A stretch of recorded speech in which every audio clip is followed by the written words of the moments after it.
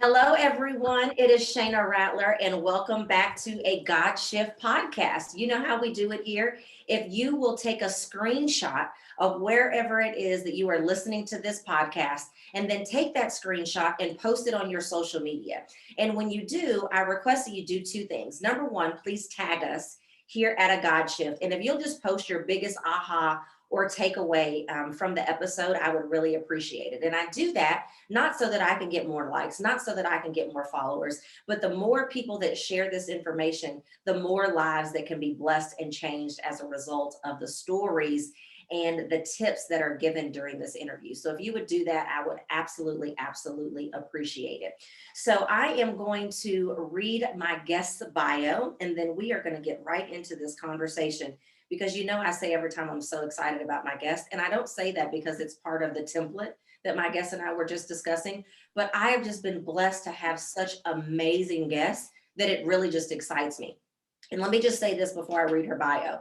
Like, there was something about her picture. Like, I'm one of those types of pictures, and this is not spiritual or spooky or anything like that, but I'm one of those types of people that if I am getting ready to buy a new service or a new product or try out a new spa or whatever, I usually can tell a lot by what I see on the website or like what I can see on the pictures.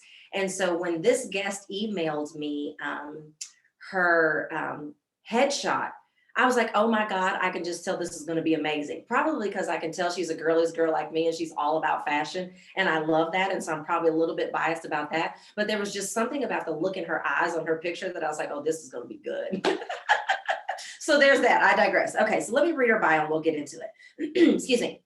Tabatha Perry is the ultimate go-to for the non-9-to-5er who doesn't have the typical schedule and needs help getting their daily life on track. I don't know about y'all, but I resonate with that. With over 15 years of experience in the criminal justice system, 20 plus moves under her belt, that's a lot, a master's in social work, girl mom, wifey, Jesus lover, and life coach, she's got advice that will make any day less stressful for the person juggling many balls in the air. As a professional overthinker, she's learned how to simplify her day and loves helping people create simple and small edits in their daily life so they step into the potential God has for them. Welcome to the show, Tabatha Perry. Oh, thank you so much, Shayna. I appreciate you. So I read your bio, and our bios are always so eloquently written, and they're full of powerful, impactful words that if you're like me, a copywriter probably created it. I didn't. So can you just give us like the 15 or 20-second version of like how you show up in the world? Like how are you playing in these streets these days? Yeah, well, I am so glad that you said that about the bio because it took me forever to write that. And I had to go to the thesaurus and find different versions of words, right? Like it's really hard to talk about yourself. It is. So, I love it. So, but the one thing that I do like to do when I introduce myself is I like to tell people my self-contract. And so that is, I am Tabatha Perry and I am a strong, courageous, bold, and consistent child of God. And to me, that contract is how I show up in the world. And when I get off course, when I get overwhelmed, if I come back to who I am and whose I am, that is where I like how I play in the streets. Like that's how I present myself. And so it's like it brings you back to it. Like all of your decisions, all of your thoughts are very likely to align with that contract. I've never heard that before, but now I feel like I have to create a contract for myself. Absolutely. And it doesn't have to be overcomplicated, just a couple words that speak to you and you can change it and transition it. I kind of call it my rough draft because I always want to be evolving and never the same, but I always want to be God's child. And so that will always remain the same. Absolutely. Well, I wrote that down. So tell us a little bit about the work you do. Yeah. So I have the privilege of working with people that, like you had said, the non-9-to-5er. So it's individuals who kind of aren't in this like typical box that we normally have. Now, the past couple of years with everything going on, a lot of people have transitioned to working at home or having these like crazy schedules. And what I found with being a stay-at-home mom and working kind of crazy hours when I worked at a juvenile detention center when I was younger, it was that you have the control of your life to make it purposeful. And so by creating little things within your day that honor the Lord, honor your purpose, honor what you're supposed to be doing, that's when you get to create order. And then you feel like you're actually productive. Because I don't know about you, but I can get a lot of things done in a day. And at the end of the day, if I hadn't done that one thing I needed to do, called that one client, prayed for that one person, did the dishes, whatever that one thing was, then it kind of feels like a waste. So helping people prioritize what's important to them and making sure that they set their life up so they get that, at least that one thing done. I like to make it simple, small little edits. That is where I see the most success. And it's really cool to see people then live out their purpose and they're not getting caught up in the little things. And what I love about what you just said is it doesn't matter if you're a stay-at-home mom. It doesn't matter if you work from home or if you work, at a physical location. It is so easy for things to pop up and get in the way of what you have planned. So what I love about what you said about that one thing is that if you know that that's the one thing that you need to identify, if something throws your schedule off, well, then you better make sure that as soon as you get back some time to yourself, that you focus on that one thing, because you never know if there's another distraction like right around the corner. So I hope that you all are listening, that she's already dropping nuggets that we need to identify every single day. What is just that one thing, because life happens, right? Oh, And so so true. I think that's a great segue, into the conversation that we're going to have today, because you're talking about, the distractions that can come up in our day that can actually throw off our plan and can ultimately make us feel like we're not in our purpose. And on the contrast, I call that a distraction, but I talk a lot about disruption. And my definition of a God shift is anytime a disruption in your life collides with God's purpose, but the end result is it ultimately moves you into a greater destiny. As a result of that process, like your life improves, normally the lives of other people improve as well. And so can you think of a time in your life, Tabitha, that, let me back up and say this. I believe, because I think this is important. Oftentimes we get so down on ourselves of what we feel like is happening to us. But I personally believe that these God shifts, these unexpected circumstances, these disruptions, I believe that God uses those unexpected circumstances to get our attention, because we are either pursuing the wrong place or we're putting emphasis on the wrong priorities, right? And so if there's anything that we're putting our energy into that is not on the path that he has planned for us, he's committed to his results, and he's going to shake up our lives in whatever way he deems necessary. And not just what he deems necessary, what he knows will get your attention in order to move you into what it is that heaven really has for you. So can you think of a time in your life that God has used some form of unexpected circumstance to get your attention? Yes. Well, there are so many, but the one that really comes to mind was in my bio of I have moved over 20 times. And that has just been part of my story, which was never something that I wanted. And so that in of itself was the disruption, right? Disruption is really when we have an expectation of something and then it doesn't go that way. And so I found that, so originally I'm from Alaska, born and raised in a small town in Alaska, and left, went to Colorado, came back to Alaska, Texas, now in Minnesota, have moved around into different towns within each of the states. And I have found that with those disruptions, I have needed to really reprioritize where my security was, because it was not in the home. I grew up wanting to have the typical, white picket fence, 2.5 kids, the dog, the husband. He works there for 40 years. He retires. We stay in the same house. Yes.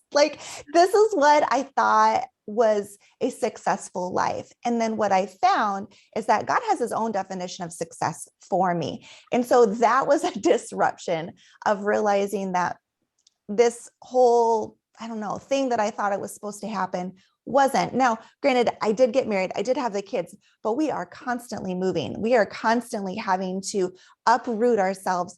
And the amazing thing is that I have been able to grow my confidence from it. I've been able to lean into my stability, and that is God, right? So no matter what house I'm in, what place I I live at, the friends I have or I don't have, because there's some areas of the US that aren't exactly welcoming to outsiders. It's my security is in Christ. And so every time I get comfortable, he's like, all right, time for a change, time for a disruption. And that is where I really have to lean into what I teach my clients too, of creating that order. Yeah. And so I believe that there's a lot of different things that he could use to get our attention. But he's much like us as parents, that we know our kids. And there's some kids that you can put in the corner and they'll shape up right away. There's other kids that you have to take everything out of the room and convince them that you've thrown it away in order to get their attention. I actually did that to my son one time in second grade. But anyway, why do you think he had to use that to get your attention? That is so good. So even when I was younger, I would look through magazines and look at homes, and I would tear out pictures of homes, and I would tear out furniture, and I would create homes. My Barbies, they would have homes. My dolls, they would have homes. This was just something that was always so important to me. It was stability, because I grew up with my parents divorced when I was younger, which is a story for most of us these days. And honestly, they did a fantastic job with it. But I went back and forth to different environments. And it was a lot of adjustment. And so growing up, I just wanted to be able to have my own safe environment that I could create an opportunity for other people to come into my home. I could love on them. I can serve them. And I still get to do that. It just looks different, and it's just all over the place. Yeah. What do you think he was trying to get you to learn? To trust him and his plan. And apparently I'm not supposed to control things all the time. I don't know. Weird, right? That I try to control these things in life. And as much as we have free will, and we do have control over our choices, I don't have control over the outcome. But I can also decide on how to really embrace the outcome and pivot and be flexible, which is not easy for me. I am very rigid. I have very clear expectations of myself and of others. And so the Lord has also been teaching me how to be flexible and how to move and how to just empathize with other people. Absolutely. I want to unpack that just a little bit, because I love what you said about we do have free will. There's things that we have to do. I think it's important for people to recognize, because I think some people get it twisted when they think about how God operates in their life. It's not one of those things where he's just a genie and you just sit back and he just does you, right? Like he just waves the magic wand and makes it happen. So yes, we do have free will. Yes, he's God all by himself, but he also desires to co-create with us. Yes. And I love what you said about yes, sometimes we have to surrender and relinquish control, but that doesn't mean that we just sit back and passively wait on him to do everything. Right. Because he actually wants us to co-create and partner with him, elevate his position in your life and recognize that he's ultimately the one that's driving. But he doesn't want you to just ride shotgun and do absolutely nothing, right? And have you found that to be true when you were creating this, when you're like, okay, well, obviously I wasn't supposed to control this, but I'm also not supposed to just sit back and do nothing at all? Yes, for sure. And that was part of my story when I decided to no longer work and stay home and be a stay-at-home mom. I thought that was kind of the ideal, Christian life, right? The woman stays at home with the kids. And oh my gosh, I was miserable. Miserable. And I found that I just became more and more internal, and that I just closed off the world because I was scared. I was scared of the things that I couldn't control. And it's just so important that we don't allow ourselves to get so internalized that little things seem big, that we need to always be looking externally and seeing the opportunity that God's giving us to constantly shift. Yes. I'm writing down notes. Yes. Look externally for opportunities to shift. That's so good. And instead of internally at the little bitty things that seem to be happening. Mm-hmm. That's so good. That's so good. I told y'all this was going to be good. I could see it in our eyes. I love it. Thank you. You're welcome. We're going to pause for a quick commercial break. And when we get back, Tabitha and I are going to share some tips with you of how you all can put all of this together. So, this episode is brought to you by the free guide, When God Says Shift. Inside that guide, you are going to learn the 4 shifts that are going to be required to follow God's plan to get you out of disruption and into greater possibility. So, you can head to GodSaysShift.com. That's GodSaysShift.com to access it now. I typically have those notes in front of me, and I didn't, and I can't believe I remembered all that. So, anyway, welcome back. So, before the break, we were talking about how God has used like moving in Tabitha's life to get her attention, how he was using things like, you know, lean into me for your confidence and your security, let go of the plans that you had for yourself. And I believe that, letting go is one of the most important yet most difficult things to do when we're shifting, right? But there's so many things that are going to be required for us to let go of. And oftentimes it's what we had planned, how we planned it, or who we planned it to include. And it sounds like you touched on a little bit of all of those areas in your process of getting to where you are now as a life coach and, working in the criminal justice system and all the amazing things that you get to do. I love you said that you're privileged to do these things. You don't have to do them, but you get to do them. So in your experience of the different clients that you've worked with, the people that you have counseled, how can this disruption actually be beneficial to someone's life? Yeah, so it really causes you to look at yourself in the mirror.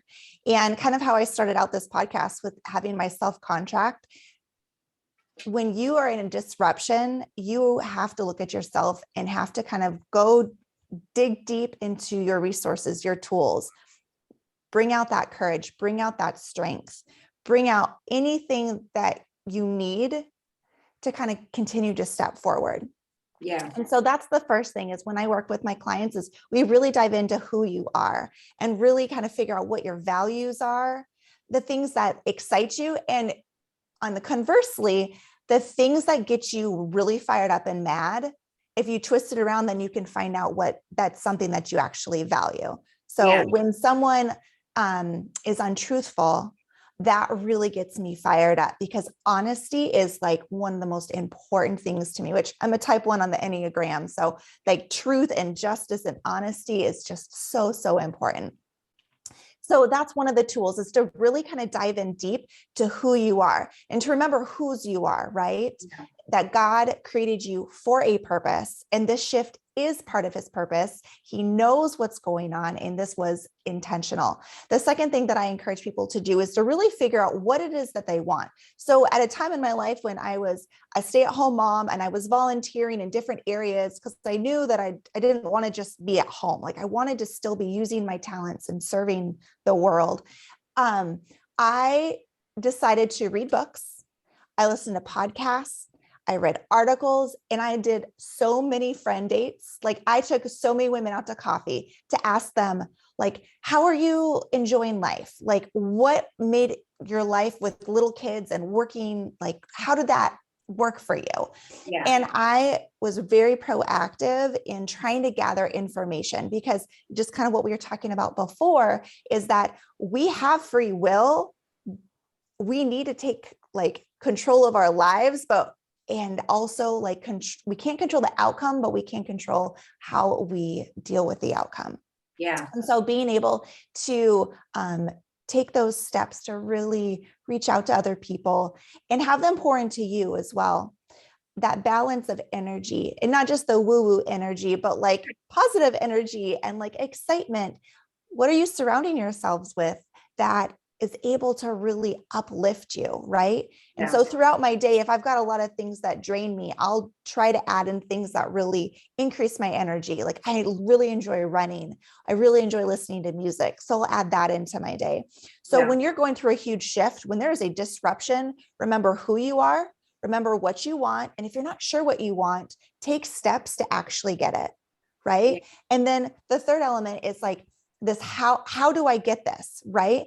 And you really have to kind of break it down of what are the barriers? What are the things in the past that have prevented me from taking this step forward? And until we're really clear on that, that will be a barrier. And so that's something that I work a lot with people. And so speaking of barriers, what are Mhm. some of the most common barriers that you have seen that prevent someone from actually using this type of disruption as a tool to be able to create a better life? Yeah. So I like to call them shiny squirrels. And it's Okay. like a combination of like the movie Up, where he's like, squirrel, Yeah. Doug the dog, right? Yeah. And then just this idea of like shiny objects, right? We're like Yeah. just kind of looking all over. So a lot of times, many of us in the US, right, we are overstimulated by all these things. We are just constantly have so much input. And so when we're in a disruption, sometimes it's just another thing and we don't actually focus on what it could mean. So being able to really quiet the noise, Yeah. right? Quiet the distractions, making sure those shiny squirrels go somewhere else. So you can sit and you can focus on, okay, here's this disruption in my life. What is God saying to me through this? Who has he created me to be to deal with it? And how does he want me to evolve to be more like him through it? And Yeah. so it's just so important to have that clarity and to quiet the noise. And so with shiny squirrels, they can be internal. So they can be also limiting beliefs like, oh, I caused this disruption. Right. Oh, it's my fault that this horrible thing happened to me. It may or may not be. Sometimes it's just life. It's a sinful world. Things happen, right? It doesn't always mean that it's your fault that something happened to you. And Absolutely. yes. You know, I swear you're like my sister from another mister.